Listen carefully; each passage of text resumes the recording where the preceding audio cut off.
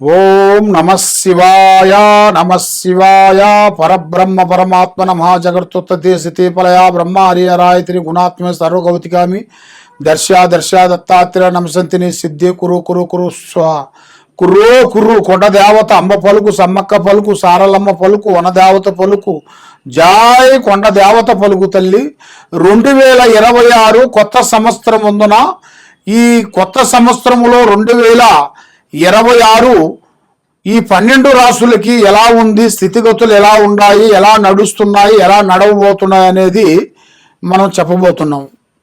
ఓం శ్రీ మాత్రే నమః. ప్రజలందరికీ నమస్కారము. 2026 రాశి ఫలాలలో ఈ 12 రాశులను బట్టి జనవరి 26 నుండి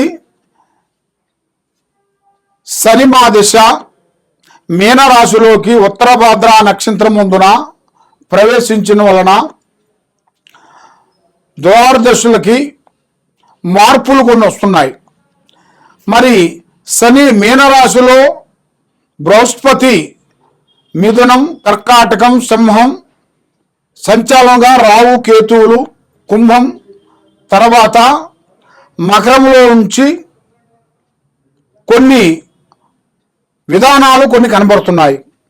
మరి ఈ రాశిలో ఉండవలసిన వాళ్ళందరికీ అదృష్టము, జీవితము, స్థానము, యోగము, వీళ్ళకి కొత్త అవకాశాలు ఉద్యోగంలో కానీ, కొంత స్థానంలో కానీ, కొన్ని వ్యాపార రక్షణలో కానీ, కొంత కళ్యాణ యోగం కానీ, సంతాన యోగం కానీ ఈ సంవత్సరంలో అతి మంచిగా కనబడుతుంది. మరి రాశి ఫలాలు చూసుకుంటే మరి కొంతవరకు ఈ సంవత్సరంలో కొన్ని నష్టాలు కూడా, కొన్ని ఎదురొచ్చే మార్గాలు కూడా కొన్ని కనబడుతున్నాయి. ఆరోగ్యపరంగా కొన్ని నష్టాలు, తర్వాత మనకి కొన్ని ఆరోగ్య సమస్యలు, లేనిపోయిన సమస్యలు కొన్ని వస్తుంటాయి. వైరస్ లాంటి ఈ 2026లో కొన్ని లేనిపోయిన కొన్ని వైరస్లు రావటం, గుండెకి సంబంధించిన కొన్ని ప్రాబ్లమ్స్ కొన్ని రావటం, దానివల్ల కొంతమంది జనాలు చనిపోవటం, ఇలాంటి కొన్ని జరగబోతున్నాయి. కాబట్టి మరి ఈ 2026లో కొన్ని యుద్ధాలు కానీ, కొన్ని భూకంపాలు కానీ, కొన్ని వచ్చే సిచ్యువేషన్లు కొన్ని కనబడుతున్నాయి. మరి అతి ముఖ్యంగా ఈ భూకంపాలు వచ్చేసి ఫస్ట్ వచ్చేవి ఇది సముద్రంలో వస్తాయి. ముందు సముద్రంలో స్టార్ట్ అయిన కాడి నుంచి తర్వాత కొద్ది రోజుల్లోనే కొంత భూమి మీద ప్రభావం పడుతుంది. ఆ ప్రభావం వల్ల ఈ గ్రహ ప్రభావాల వల్ల కూడా కొన్ని నష్టాల గురించి జరిగే మార్గాలు ఉన్నాయి. మరి రాజకీయంలో కూడా కొన్ని చేంజెస్లు కొన్ని వస్తున్నాయి. మరి ఎన్నో రోజుల నుంచి వీళ్ళకి రావాల్సిన కొన్ని కొత్త మార్పులు, కొత్త చేంజెస్, అలాంటి చేయాల్సిన కార్యక్రమాలు కూడా చాలా మందికి వచ్చే సిచ్యువేషన్లు ఉన్నాయి. మరి వ్యవసాయదారులకి చాలా వరకు మంచి పంట ఈ సంవత్సరమున 2026లో పంట మంచిగా అభివృద్ధిగా వస్తుంది. కాబట్టి వాళ్ళు ఉండాల్సిన వేరియాలని బట్టి కొంత చేంజెస్, మార్పులు కొన్ని వస్తాయి. దానివల్ల కొన్ని గొడవలు, చికాకులు, ఇబ్బందులు, భూమి సమస్యలు, భూమి గొడవలు, కొన్ని వ్యవసాయంలో చేయాల్సిన కొన్ని పనులు గొడవల గురించి కానీ, కొన్ని లేనిపోయిన సమస్యలు కూడా కొంచెం వచ్చే మార్గాలు కూడా కొన్ని ఉన్నాయి.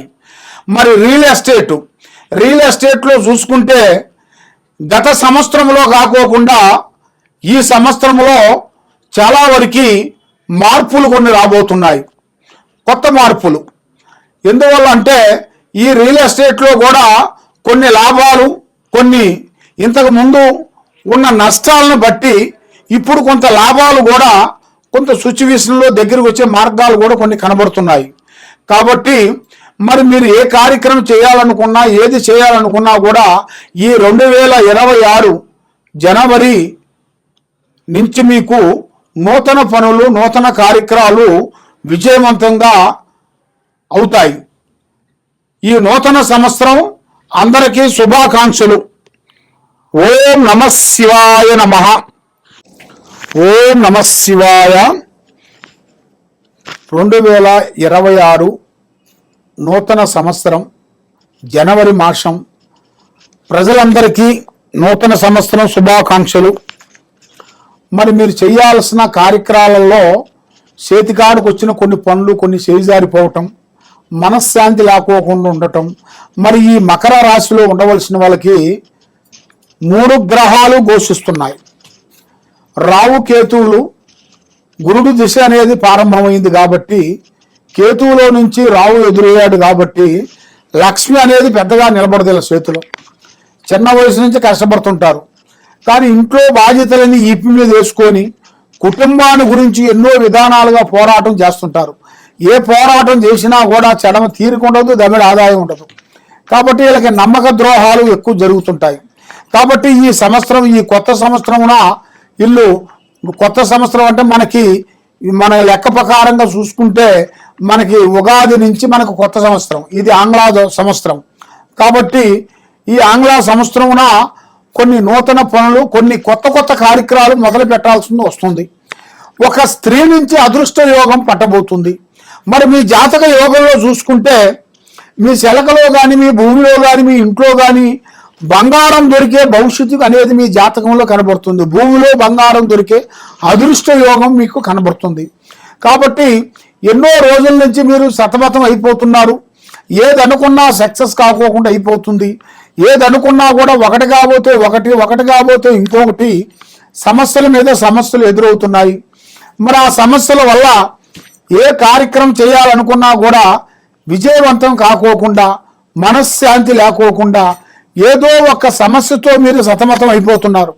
కాబట్టి మీ మీద ఆ గ్రహ దోషాలు లేకోకుండా దాన్ని కట్టాలంటే మీ ఇంట్లో ఏముంది, మీ ఒంట్లో ఏముంది, మీ మీద ఏమేమి తిరుగుతుంది, మీ మీద ఎవరెవరు పూజ చేయిస్తున్నారు, ఏమేమి జరుగుతుంది అనేది మీరు తెలుసుకోవాలనుకుంటే ఈ కింద ఉండాల్సిన నెంబర్కి నాకు ఒకసారి సంప్రదించినట్టుగైతే నీ పేరుని బట్టి, సమయాన్ని బట్టి ఎలా ఉందో అనేది చూసి చెప్పగలుగుతాను. సర్వే జనా సుఖినో భవంతు. ఓం నమః శివాయ నమః. ఓం నమః శివాయ నమః. ప్రజలందరికీ నమస్కారము. 2026 జనవరి మాసం ప్రజలందరికీ నూతన సంవత్సరం, ఆంగ్ల సంవత్సరం శుభాకాంక్షలు అందరికీ. మరి ఇప్పుడు కుంభరాశి.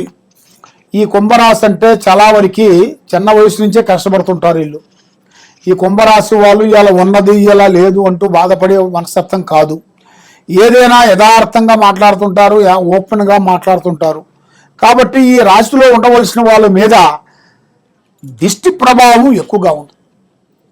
డబ్బు నిలబడదు. ఏ కార్యక్రమం అనుకున్నా ఆ కార్యక్రమం చేతికాడికి వస్తుంటుంది, చేజారిపోతుంటుంది.